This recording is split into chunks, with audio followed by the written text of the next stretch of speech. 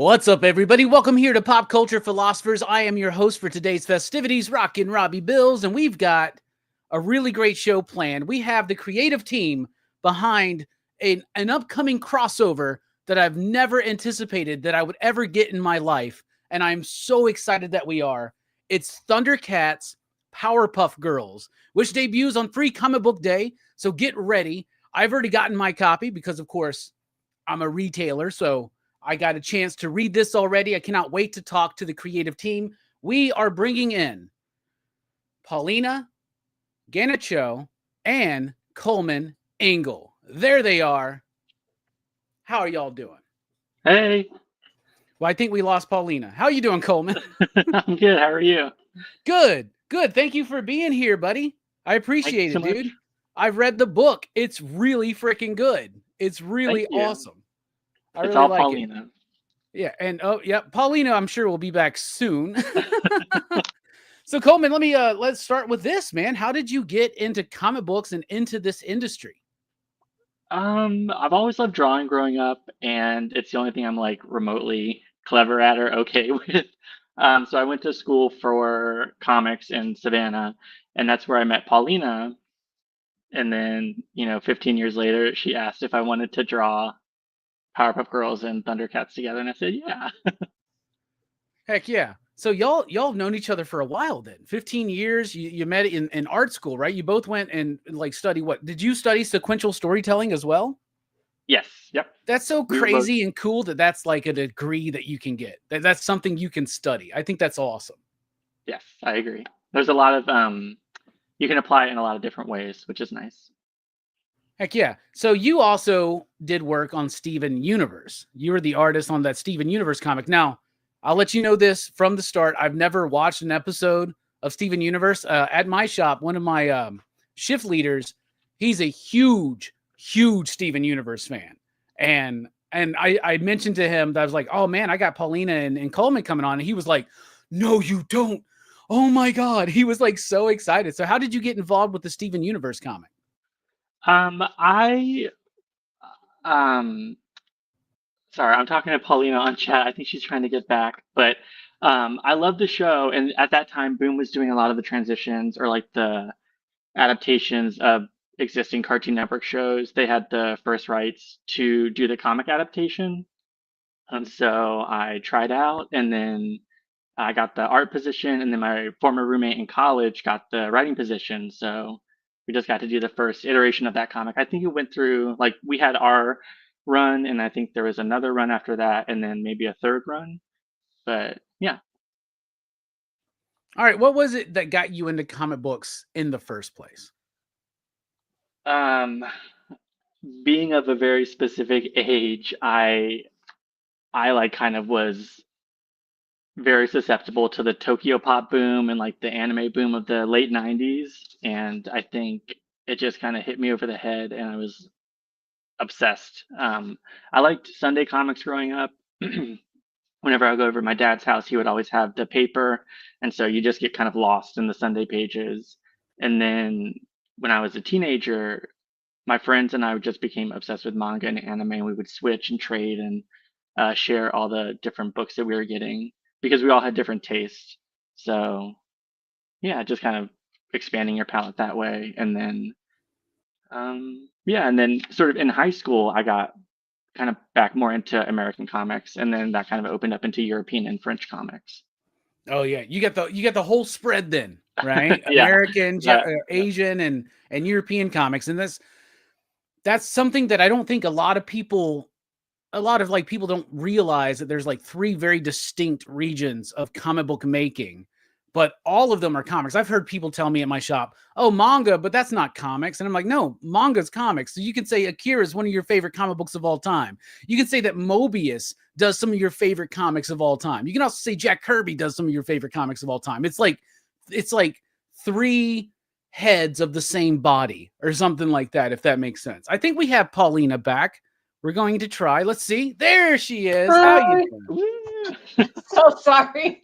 My internet fine. kicked me out. They didn't. It's didn't fine. want We me were to a be couple part of minutes it. late because I was having to reboot my computer because my internet was acting funky. So Just one of those days. heck yeah. Well, we got to know Coleman a little bit and his entry into this medium. How about you, Paulina? How did you get into comic books? And apparently you two have known each other for a while, went to school together. That's super cool. A long time. God, how long has it been? Like decades? Almost 2 decades. I said 15 years, but I think Oh that's my God. Yeah. since we've graduated, so maybe a little more. Forever. But yeah, I mean, probably similar to Coleman. First introduction to comics is the funnies in the back of the newspaper. But then also similar to Coleman, because I think we've talked about this. The manga section of the 90s, 2000s. I think I was 8 years old when I read my first manga, and it was like mind blowing. Like my head blew off, and I just couldn't get enough. And I just knew then that that's what I wanted to do, which is crazy that I do this for a living. Because like you're 8 years old and you're like, I'm gonna draw comics, and it's like I'm 35 now and I'm drawing comics and writing comics, and it's pretty amazing. But for the Western side, like the American stuff, I did used to sneak into my brother's room and read his Spawn comics that he like hid under the bed. So yeah, I'm kind of all over the place, but yeah, I do like that memory. It was very fun. It was like a big clear tub, and I remember like pulling it out while he wasn't there and being like, "Ooh, gross," and loving it. So yeah. Well, when I was 8 years old, I also made the bold declaration. I was like, I'm going to be the greatest baseball player of all time. I'm going to discover the 10th planet in our solar system, and I'm going to make comics.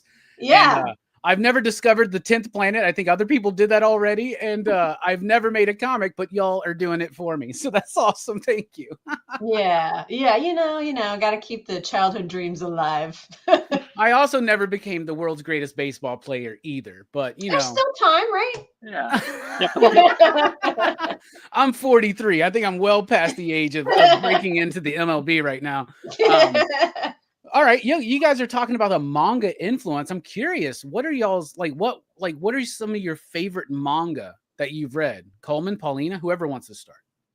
You started, Coleman. I have so many. I have a bookshelf above me right now, and there's Akira, there's Tekken Concrete, Inuyasha. Just I loved Clamp. Like Angelic Layer was really important to me growing up. I loved the Pokemon Adventure comic just because it's so tactile and like everything feels so believable with the Pokemon there, and then the humans, and then even the technology. Dragon Ball Z, of course, Dragon Ball. Yeah, and yeah, it's aging myself, but those. Yeah. God, a lot of the same influences over here. Dragon Ball for sure. My first manga ever was Oh My Goddess by Kosuke Fujishima, which is such a deep cut, and that makes me seem old because nobody knows about that. But that's one of my favorites. His draftsmanship is incredible. I wrote a paper about him when I was like 11 years old, which is like the nerdiest shit ever. But you know what? I own it. Let's see. Yeah, I loved Clamp. Akira, yeah. Oh my God. I remember the first time I read Akira, I rented it from the library, and it was like, this is insane, and I could just read this for free. What? But more current stuff, Witch Hat Atelier, I love. Dungeon Meshi is great. Dan to Dan is amazing. God, yeah, I could go forever, but yeah, I just so many. I think there's I was like supremely just American comics for the longest time, right? I started reading at like 5-6 years old. I was reading like John Byrne's Superman run. I was reading Fantastic Four. John Byrne was like the first name that I recognized in comics before I even knew who Stan Lee was. I knew who John Byrne was. And it's been a love affair ever since, right? And as me and Coleman were kind of talking about, like, it's not just about American comics. There's European comics. There's a whole style there. And then over with the manga, there's a whole style there. There's like great stuff. The first thing that really pulled me in, and I still say this is my favorite one of my favorite comics, is Akira. Akira is amazing. Otomo is absolute brilliance. Like, that stuff is so good. I got into the Neon Genesis Evangelion stuff. I fell in love with that anime. And I love the manga as well that came, I think, after the show. I think that's one of those instances where it came after the show. Yeah. But it was, that stuff like changed my world. I got super into Escaflowne at the time. Like, I That's one of love my favorite things ever. Thank you for really, mentioning like that. nobody ever knows, like nobody ever, like when I mentioned it, nobody's like, they were like, what are you talking about? I'm like, you've never seen Escaflowne? That like, it's so, I love that philosophical, surreal, cerebral, best. like, oh, it's so good. Mhm. I used to have this dope box set and I sold it. And I wish I still had it. I wish Yeah. I still had it. I really I did. had some of the VHSs. I like collected them. I was obsessed. I remember friends of mine, including myself, that we would go to Suncoast Video to get the like the Dragon Ball like VHSs that like it would be like what 2 episodes of VHS Yes. for like $20 or something, but Yeah. they would make a whole image, and you're just like, man, what a world we live in now, where you can just like subscribe to something and watch as much as you want. Yeah. But that being said, I think so. Let me talk about Powerpuff Girls real quick. Powerpuff Girls came out in 1998, I believe. Correct me if I'm wrong. No, that's right. At that point, I'm like 17 years old. I'm a 17-year-old dude in Alabama. Who cares about Powerpuff Girls? I never like, I knew it was a thing, but I wasn't into it, right? But I did eventually get into Samurai Jack. But anyway, all that to say, The two genders. Yeah. several years, yeah, right? Several years ago, I was my girlfriend at the time. We had access to like the Cartoon Network app or something like that, and I was like, "Hey, I want to show you one of my favorite shows, Aqua Teen Hunger Force." And she goes, "Well, I want to show you one of my favorite shows, Powerpuff Girls." I was like, "All right, we'll do it. We'll switch back and forth." Yo, Powerpuff Girls is one of the greatest cartoons in the history of animation. That show is so much fun. So brilliant, so fun. And Paulina, you have worked on this title, and correct me if I'm wrong again, but I think you did one of my favorite issues that Dynamite's done so far. Did you do the issue where Mojo Jojo decides to go to the moon? Yes. And like screw everything else? Like that's like so good. That's so good. But I think that there's definitely a manga influence even on something like Powerpuff Girls. I get that. Paulina, do you want to speak on that real quick? And then we'll bump over to Coleman. 100%. I mean, Craig McCracken clearly was such a weeaboo like the rest of us. Like the influence is right there, like along with just like anime and manga in general to like, big monster flicks like Godzilla and stuff. Like all of the Sentai stuff clearly played an influence. Like, yeah, it's all right there. And yeah, that show has some of the snappiest like design choices, writing, and just visual language than anything in the last like couple decades. Like and it's incredible how well it stands, like it holds up. Like I rewatched it when I started writing for Powerpuff Girls last year, and I was like, this could air right now, because it's like none of it feels dated. It's classic, it's timeless, it's funny, it's still funny, and it's really incredible, the world that he made. And I'm just honored to even just like dip my toe in it a little bit and play with these characters because I love them. Heck yeah. Coleman, what's your history with the Powerpuff Girls? Yeah, Cartoon Network. I didn't have it. I didn't have that channel growing up. So whenever I went to my grandma's house, I was like, please, God, we need to be home by like, I think it was 3 o'clock or something. And it was just so different. And now growing up, you can see like all the Junko Mizuno influences and all like the, anime and giant robot, definitely Sentai, Godzilla. But also, like we were talking about the dichotomy of like also American influences and just obsession with like super graphic images and stuff, and how each frame of the show is just so perfectly like, from a film bro standpoint, it's perfect, It's like everything is rule of thirds, or there's like great symmetry or asymmetry. It's balanced beautifully. Yeah, and then to say nothing of like the plots and the writing and all of that. Yeah. And it's interesting knowing that, like, I was 10 when it came out, and me and my sister like literally couldn't get enough. And it was like the same era of getting into manga. So it was interesting that we were fully obsessed with Powerpuff Girls and that at the same time. but like even as an adult, like I find myself like enjoying it. I'm sure a lot of it is nostalgia because it means so much to me, but I really feel like, I don't know, it has a reach that like not a lot of cartoons have as far as demographics to me. I don't know.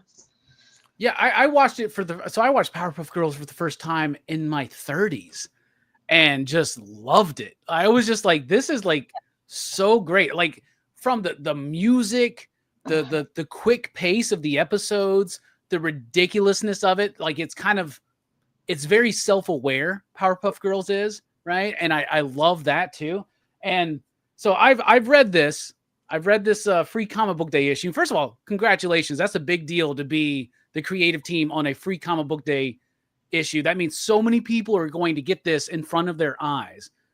Where did this crazy concept come from? How did y'all get involved? Thundercats meets Powerpuff Girls? That's I never thought this would happen. And I've read this and y'all are making it work 100%. So how did this all start?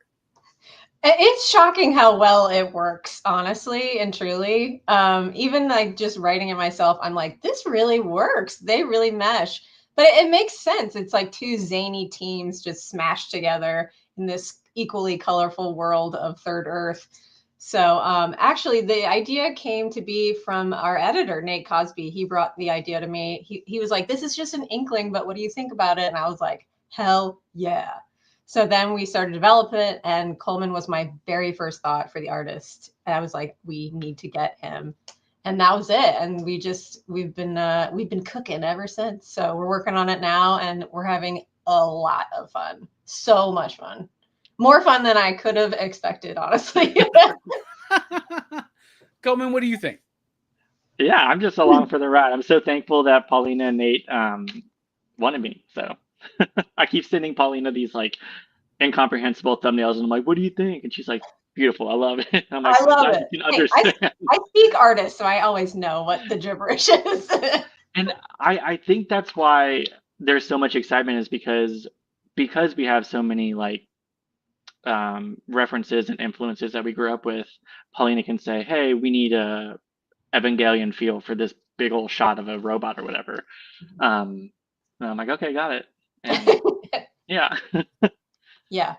Really speaking the same language helps with transferring script ideas to the artist, I think, which is super cool. Yeah, it's got to be refreshing for an artist to get a script from someone who is also an artist, right? Like this is something Nick Patera, when he was on my channel, and he's a good friend. I love Nick. And he said to me one time, he goes, every comic book writer is a failed comic book artist, right? Like meaning that everybody wants to get into this writing and drawing their own stuff, right? Now, Paulina, obviously you're an accomplished artist and creator. Like you've done 2 books I absolutely love, Zodiac Star Force and Another Castle. I love those books. I absolutely adore those books. And my girlfriend at the time that I was getting into Powerpuff Girls, those were books that I gave to her. Be like, yo, you will totally dig this. And she did, right? Those are really great works. Thank you. So what's crazy to me is like, so Powerpuff Girls is an animated series I got into in my 30s. Thundercats is a show I got into in my very early years. Like I was there. I had the toys. I loved this show. What's your history with Thundercats between the two of y'all? I think we have the same history as it was re-aired on Toonami in the 2000s, like probably the same year that Powerpuff Girls came out, which is funny. So I think that, at least for me, I think it's the same for Coleman. The reintroduction of Thundercats to young millennials is definitely via Cartoon Network is where I latched on. And I loved it. I was obsessed with Chitara and Panthro and still am. Yeah, I love it. When I was a kid, I loved most cartoons, but anything sort of actiony and cool, I was really into. Also, I think at the time I could tell that it was animated by a Japanese studio, and I was very nerdy about that. I'd be like, this looks like anime, like a little bit. So yeah. Especially that opening. Like the opening. the opening of Thundercats and the opening of Silverhawks. Like Incredible. just blow my mind. Yes. Blow my mind. So Coleman, cool. what about you? When's the first time you remember seeing Thundercats? The exact same thing as Paulina. We're very of a time. Yeah. Yeah, Powerpuff Girls would come on, and then Toonami would be on soon after. And when you're younger, you don't know, Mm-mm. you don't know it's different, but then you can clock something as like, oh, this isn't like American cartoons, and the mystery is so exciting. And then you get a little older, and you're like, oh, it's animated in a different country. But yeah. All right. Once you two realized that you were about to work on the Thundercats Powerpuff Girls crossover, what was the creative process? What's that been like for y'all? Binging the shows. That's number one. I watched so much Thundercats right away. I think I had just binged Powerpuff Girls because of writing it previously, but I think I did rewatch some of those too. And then I went through and I'd made like a long list of all my favorite characters, elements, plot themes from both shows that I really liked. And then just kind of picked and choose and smashed after in ways that works. So that was my very first initial process into this project. Yeah, I still have the notes app on my phone of my ramblings. Nice. Coleman, what about you? I think I started with Powerpuff Girls just because we have HBO. And we don't really have Hulu. But yeah, so I was going through Powerpuff Girls and just rewatching all of that, and it took me back. In middle school, I used to post on like a Powerpuff Girl art forum. So it was very nostalgic. So you have some practice already. Yeah, it's funny because my best friend in middle school, she had an older sister. My best friend's older sister is also an artist, and her name is Becky Drysdale. She works in animation, and she does stuff for like Steven Universe and Powerpuff Girls and the Among Us movies. But I would give my drawings to the sister to give to Becky, and Becky would redraw them. And then the friend would give them to me the next day and be like, "Yeah, this is how you should have drawn it." But not in a mean way, not in like in a constructive way, right? Right. My tone presenting that wasn't correct. She was very much like, "Oh, I think like, construction wise, how, the drawing works better this way." But it wasn't mean. It was very helpful. I didn't know that. I love that. Yeah. And then I think high school was when we had overlap, because middle school was, I think, 3 years, and high school, she might have been a senior when I was a freshman. And then I was like, I could physically be like, "Are these good?"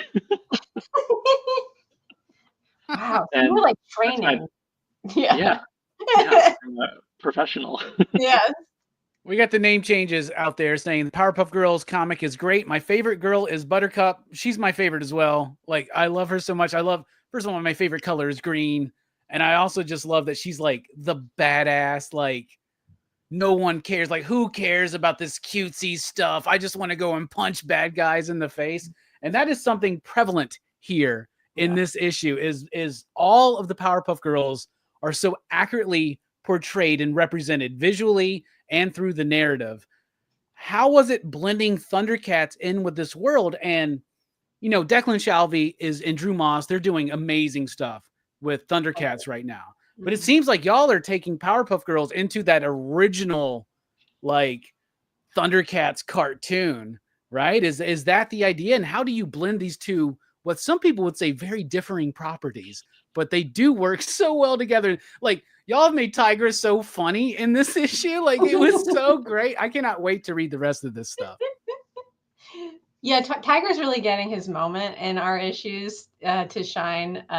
It was funny. We were trying to pick which character we wanted to feature the most alongside these issues. And we were all naming our favorites, like Chitara and Panthro and all the things. And we were like, honestly, like, what if it's Tigra? He's like so forgotten. He's like a little bit lame. So it's just like, it's like a good balance with these, 5-year-old superpowered girls with this like do-gooder, like kind of cool Thundercat. But yeah, as far as merging the two stories, for sure we wanted to stick to the 80s version of Thundercats more than the super cool Declan version. Just because we want to come at both sides from like the cartoon side. So I think that's easier to blend. But honestly, like as far as blending, it's like it's really not as hard as you would think. It's like they're both action shows. They both feature like comedy and I guess not so much emotion, but I pull it into these because I can't help but write some drama. But yeah, I think the very campy, kind of cheesy side of the original Thundercats plays off of the like often sarcastic and snippy Powerpuff Girls in a way that I really, really like and lends itself to comedy like super well. It's almost like the jokes write themselves sometimes.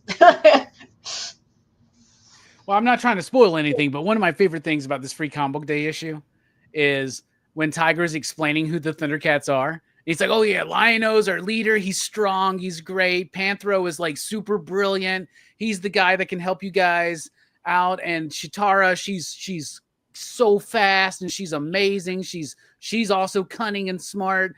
And me, I turn invisible. And Bubbles is like so obsessed with that idea. I love it. It's so freaking fun, man.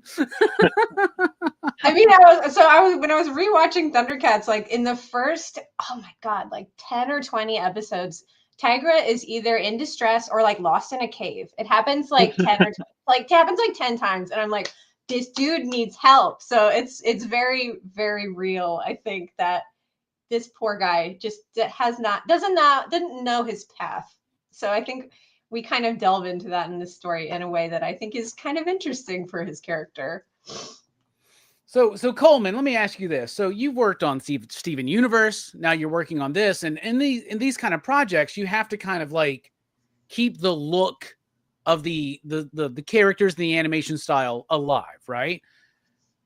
And it was really cool because when I was looking up your stuff, and I was like, like I said, I've never really watched Steven Universe, but if you two tell me I need to, I will, and my buddy Blake will love that I will. But like, I love Powerpuff Girls, and all the Powerpuff Girls artists have really nailed that look, right? They really have. But with Thundercats, you kind of got to stretch beyond that. So how do you implement your own style into something like this and the Steven Universe stuff, where it has to look a particular way? How do you infuse your own kind of blend and style there? I love work. Well, you should watch Steven Universe. But I do love Okay. working with existing properties because I think with most publishers there is a little bit of wiggle room. They hire you because of your look and your adaptability. But I think in like injecting yourself into the design language, the existing design language of the show is what you would be hired for, and it's so fun playing within the world as well, and like in just one property, and then now getting to do it with two properties. It's really exciting because the Powerpuff Girls are so graphic and just like lines and shapes, and their design language is so specific, and then the Thundercats, very 80s sort of off model sometimes, like very wonky, but in a sort of realistic or believable environment where things have consequences or physics. And it's going to be really fun. I think the Free Comic Book Day was definitely a fun trial run for me, and now I'm like, I got it, and I'm going to lock in and do a little bit more with what I was trying to do with the Free Comic Book Day thing. So I'm excited for the series. Heck yeah, me too. And I will watch Steven Universe now. It's very good. Yeah, and you worked on Steven Universe too, right, Paulina? I think I did a couple covers for the comic run, but some beyond that, no. That would have been fun though. That would have been good. Yeah. All right. Yeah. Well, here's a question for you, Paulina. So you started with this Dynamite Powerpuff Girls revival. Mhm. You were the artist for Kelly Thompson's run, right? Yeah. So, and now then you took over and you were writing it. So what's the difference there? Like how is it to be a writer working on an artist working on somebody else's script to switch into the writer role for another artist? You know, it used to be a daunting task. It was something I thought I could never do. But something happened to me. I think it was the pandemic that kind of was, I was sick of putting up that wall of like, you're not a writer, you're an artist. So I tried it out and I love it. And I think it came way more naturally than I expected. And I think being an artist myself, it, like we briefly mentioned earlier, it kind of gives me a leg up on what I can expect from the artist and makes it more attainable and maybe just makes it a little easier because I've worked with so many writers in the past and they've all been amazing, but you know, sometimes they can't see past what they're writing, whether it be like asking for multiple actions in a single panel or just like impossible asks or just too much, like overloading the artist with you know, shot choices and stuff like that. So I think yeah, it came much more naturally than I expected. And I'm having a lot of fun with it and I hope I get to continue doing it because I'm never going to stop drawing, but I love the new edition of writing. It feels like another way to express myself that's not as physically draining as drawing. Because drawing is hard. It's very hard.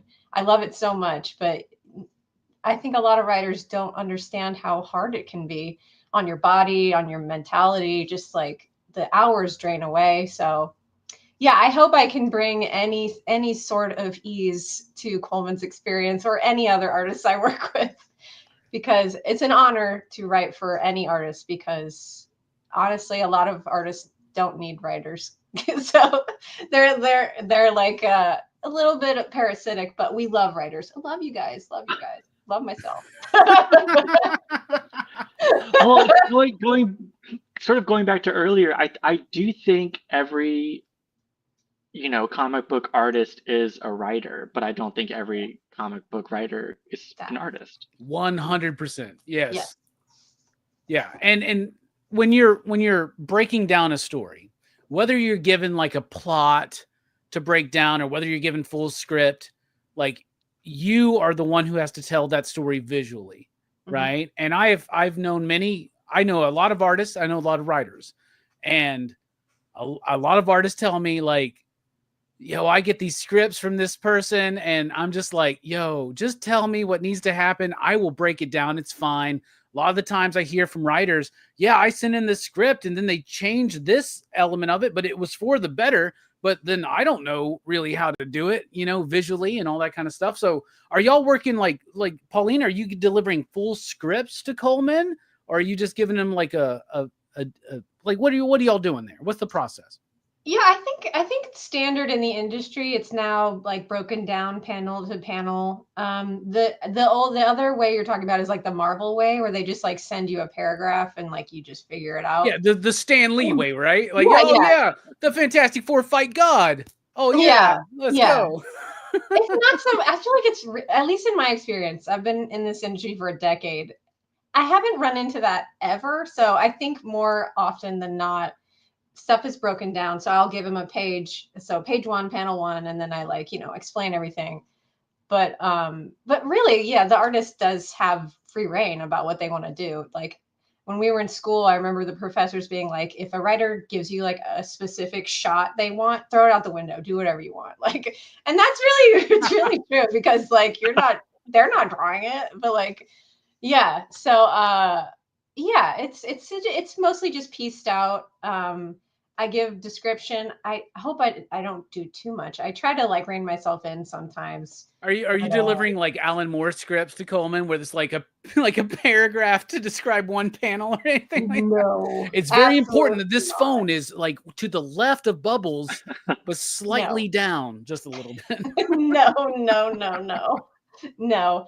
I think max, if I have to like describe the scene, if like 4 or 5 lines. Usually a panel is like a line or 2. Like they're standing outside, Bubbles is right there, she's laughing, the end. Like that's it. Like yeah. So anything specific is for the service of, clarity. yes. So yeah. Well, Coleman, what's it like working with Paulina scripts compared to other scripts you've worked with? It's great. It's awesome. I've been very fortunate to work with a lot of artists who write, writers.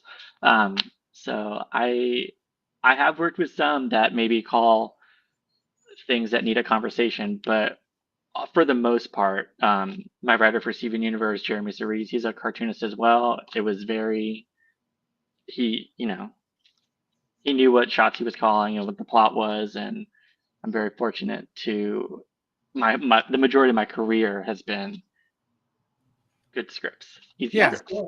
That's awesome. I love this story. When I talk to Scott Snyder, for instance, like he tells me like, I love full script. I'm not an artist. I'm a writer, blah, blah, blah. But when I work with Greg Capullo, we've now hit this point where all I got to do is send him like 3 pages of what the story is, and he will break it down perfectly fine. And get into that. So yeah, you don't get a lot of plot first Marvel style kind of stuff anymore.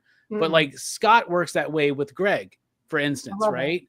Because he's like, Greg's been drawing comics longer than I've been consuming and writing these things. So like, I trust the artist. And this is a conversation we get in the, I guess, not so much the Twitter sphere anymore, but the social media sphere. We get this conversation all the time where it's like, who's more important, the writer or the artist, right? And I think that's so stupid because like it's comic books can either be a collaborative thing, right? Or it can be one person doing one thing. Like you could be a Daniel Clowes, or you could be like a Scott Snyder or a Greg Capullo, where you're a part of the machinery, or it could be all you. And I personally love stuff that's all done by one person.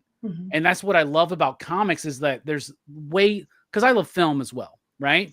But with film, there's so many people involved in that. But with comics, it's like 1, 2, 3, maybe 4 or 5 people that are making this. And you get more of like a distinctive voice and vision for these things, right? And I have utmost, like some of my favorite comic book creators ever are like Daniel Clowes, Mike Mignola. These are people that if they wanted to can do it all themselves, right? And I think that both of y'all are the same thing. Like Coleman, yeah, we call you the artist, but you are a visual storyteller. You're a writer, right? I think you're credited even as a co-plotter for this, right? I think you're credited as the artist and colorist. Paulina is credited as the writer, co-plotter, and cover artist. Who's the other plotter? It's Coleman. It's you, right? I don't know. Who is this third person? Who's the third person here? Right? But what is it like? To me, that's what's so unique and cool about comics is having more of a distinctive voice and vision from a smaller group of people. What do y'all think about that? Yeah.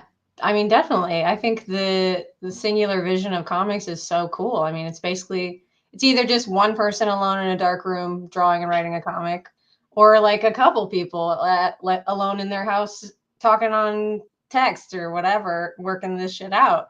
So I think, yeah, it's very cool that it doesn't take many people to make a comic. Also, back to what you were saying, who's more important, writer, artist? They're both important. It's a visual written book. Like you can't have one without the other. It's a stupid argument. Well, my answer to that though is always like, yeah, they're both important, but the artist has to go through more of a grueling process, I think. Yeah. I mean, if we're talking about what's harder, it's being the artist. Oh yeah. The writer's not having to worry about perspective. No. My enemy. Yeah, exactly. No, I know Coleman and I both write, and we can both write and draw, and we can both say writing is easier, like hands down. Well, it's like Yeah. so cerebral. The drawing is like Yeah.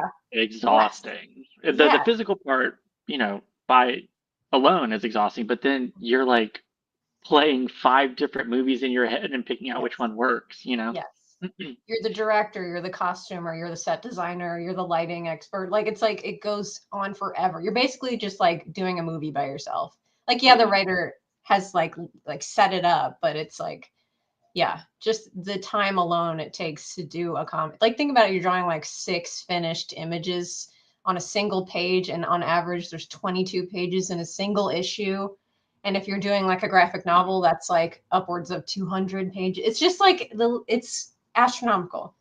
So yeah, support artists, love artists, give them the props, and credit them when you do books, please. Yes, 100%. Mm-hmm. Here's a question I want to ask both of y'all. We're in a interesting time in our comic book industry, right? Mm-hmm. We had the near collapse of Diamond, right? And then Alliance Entertainment has bought them, and everybody's like, oh, everything's gonna be fine now. I'm like, well, they've already lost the majority of their publishers. Is that something like what are your thoughts on the future of this industry going forward? Because I think the near collapse of Diamond actually has helped us, because now there's many more distribution, companies. Like there's more distributors out there, like ready. There's more avenues, right? You're not just like locked into one thing. You have a lot of options: Lunar, Penguin, Diamond, and other things like that. What are your thoughts on that? Yeah, I mean, the collapse of Diamond was clearly like just a monopoly falling, and everybody kind of had to reshuffle around. But like you said, I think it was for the better. It's like companies kind of being more in charge with what they're doing and how distribution works. But I mean, as creators, we're not really involved so much in that distribution side of everything. I mean, we hear about things, and occasionally there are delays, but yeah, we have no direct reference to it. But I mean, honestly, if there was ever a way to get more comics in more people's hands, I'm all for it. I wish floppies were more readily available outside of comic shops. Like, I agree. That would be amazing. I don't know why there's not. Like, it would be so easy to do that, and maybe just like pre-bag and board stuff, so it would ship better and like stay crisper or whatever. But yeah, comics are good, and we just want everyone to read them. And hopefully this leads to that. Coleman, any thoughts? I didn't know about Diamond. Yeah. You're like, I'm too busy drawing this fucking Thundercats Powerpuff Girls crossover, bro. I do feel removed from it sometimes, but I think, the monopoly, that's not good. And I think more control to publishers on how they distribute is good. But also I think this is a conversation about like print media versus digital media, and I think there would be like a pivot in the near future for more online spaces to house like creative content. Definitely. I think like online comics alone, web comics alone, like the space has changed so much in the last decade than when we were growing up. I mean, yeah, webcomics were still big, but now you have like Tapas and all that stuff. Just scrollable comics that I know young people read a lot. So yeah, I wonder how that space will dominate in the future, because I'm iffy about it right now. I know Coleman has worked on a book like that, but I have never done a digital comic. So yeah, it's definitely a new world to explore. Yeah. So being a retailer, like I'm part of these retailer groups, and a lot of retailers I feel like are people that have been doing the same thing for 30 years and they don't like change and this and that. And when digital comics were first starting to like really make some noise, there was this whole thing about the retailer market being like, oh no, that's terrible, it's going to kill us. In my experience, and I've been a comic book retailer for over 20 years, right? Like in my experience, anybody who gets hooked into comics through a digital or like a website or something like that, like they come into my shop looking for physical media for the stuff they really love, right? Like there's a book, I think I've never read it, but I think it's called Lore Olympus. Oh yeah. Right? That book sells gangbusters at my shop. Yep. And anybody can go and read it online, Yep. but like people want to have the things that they love physically, at least us collectors, us Yep. consumers of media. Like I'm a big Blu-ray and DVD collector. Like I collect all these movies, and people all the time will be like, bro, why are you buying all these Blu-rays? Why are you getting all these old VHSs and stuff? And I'm like, all right, well, this movie, where can you find it? Like I do a movie review show every week, and every week I got people going, dude, where's this movie? Where are you watching it? I'm like, I have it on Blu-ray. Yeah. And they're like, why? I can't find it. It's a lie that they give you, right? Like if you subscribe to Netflix and HBO and this, you'll have every movie or show you want, but that's not always the truth. But with the comics thing, I find that the digital market only helps the physical market, in my opinion. And I love what you were saying, Paulina, that we needed more of these floppy comics or even graphic novels out there in the wild. When I got into comics, it was because they were at grocery stores. They were at convenience stores. They were the newsstands still existed. They were all over the place. When y'all were getting into manga, did y'all have to go into like find the one comic shop in your area that would stock them, or were you just finding them at bookstores and stuff like that, right? If I go to Barnes and Noble, there's a whole section of that store filled with manga. That's why it's working. It's because you can get it digitally. You can subscribe to Tokyo Pop or whatever it is and just read it. But then you go, man, I love Akira or I love Dan to Dan so much that I need to have this in my hand that I can read anytime I want. Right? Yeah. Yeah. I like what you said. I think the Lore Olympus model is probably the future. I think like digital comics you can read for free, and then you can go buy the beautiful packaged book. I mean, that seems like the future of comics because like you said, that is like one of the most popular comics ever, like currently. And they are just pumping out those gigantic tomes. I see them in the store all the time, and I'm shocked every time I go in there and there's another one and it's like this thick and it's incredible. But yeah, God, I miss newsstand comics like in the grocery store. Like, why don't they bring that back? There would be like Archie books and like next to Yes. candy at the grocery store. Yeah. Yeah. I remember like every time when you would I would be in the line with my mother at the grocery store, and there would be those Archie digests. There would be the Disney afternoon like thing going on, like right, like I ate that stuff up, and people love that if it's there available. I think it's one of the reasons why manga's doing so well today is because you see it everywhere. I go to Walmart and I see manga there, like that's awesome. Yeah, and then there's this thing where a lot of retailers or a lot of American cartoonists will be like, well, how do we compete with that? I'm like, well, follow their model, build on that.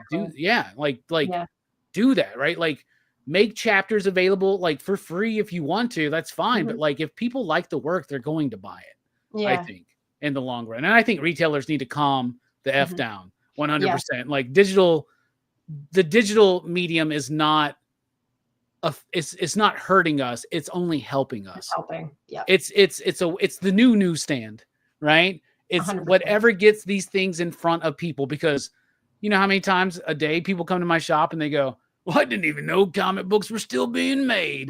Oh my like, God. And I roll my eyes. I hate it. And I'm just like, oh, you're so reductive and dismissive right now. But you know, whatever. I'm going to show you some books that you'll love and get you to fall in love with comic books. This is such a medium that's unlike any other. And comic books are absolutely just brilliant. I think we have a bright future. I just think that we need to learn how to adapt. And a lot of comic book, a lot of the industry is still wrapped up in how it was 40 years ago. Yeah. Right. And well, it's not 40 years ago anymore, y'all. So we got to do something new. We got to come on, like get our heads out of our asses and like actually like pay attention to stuff. So, all right. Thundercats, Powerpuff Girls we got the free comic book day. It's coming May 3rd, I believe, is free comic book day this year. Yep. Definitely grab a copy of this and you will love it. Trust me. It's so good. Whether you're a Thundercats fan or a Powerpuff Girls fan or a fan of both or a fan of just comic books in general, I would highly recommend it. But this leads into a series. So how many issues? When does it drop? What's going on with that? Heck yeah. It's 4 issues. And for the trade, it will include the free comic book day. So it'll be 5 total when we compile them. But yeah, so it's 4 following up the free comic book day issue. And I believe the first one comes out in June. That's where we're at right now. So yeah, perfectly timed, right? Yeah. You know, you go get the first one for free. It's like a drug dealer. It's Your first amazing. hit for free. Exactly. How does that feel to be a part of Free Comic Book Day? That's a big deal, right? How do y'all feel about that? It's huge. I've never had this happen. Yeah, Coleman, have you? No, yeah, it's awesome. I saw like an article that said 100,000 units of the Free Comic Book Day were like sold to distributors, and I texted Paulina. I was like, "Is this real?" Like, because it seems like unfathomable. Like that number is so colossal to me that I don't think it's sunk in yet. Yeah, it's very, very cool. And it's amazing that we can just be like, hey, our issue is out. Go get it for free. Like that's and it's like something you can hold in your hands. It's so cool. And yeah, I've never had that. And it's an honor. And I hope people like it. Because I really love it. I loved it. I thought it was great. I was so excited. This came in this week, and I was like, "Oh my god, this is perfect timing! It's like the universe has aligned. I get to read it beforehand, and it's so freaking fun. Yay. It's so great. The art is great. The characters are expressive. The energy on the pages is very prevalent.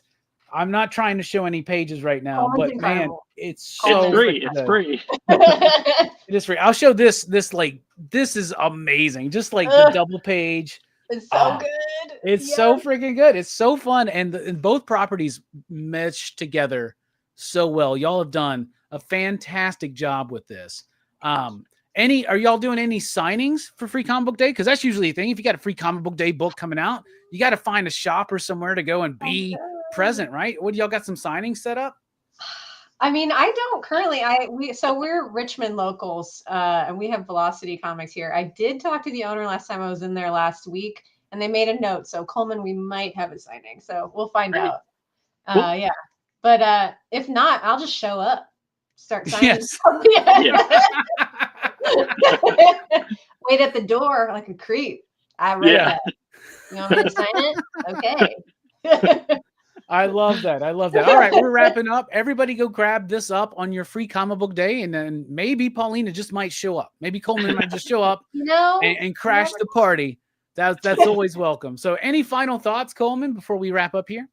No, thank you so much for having us. And thank you, Paulina, for bringing me along. Thank you for being here. It's my honor because you're incredible.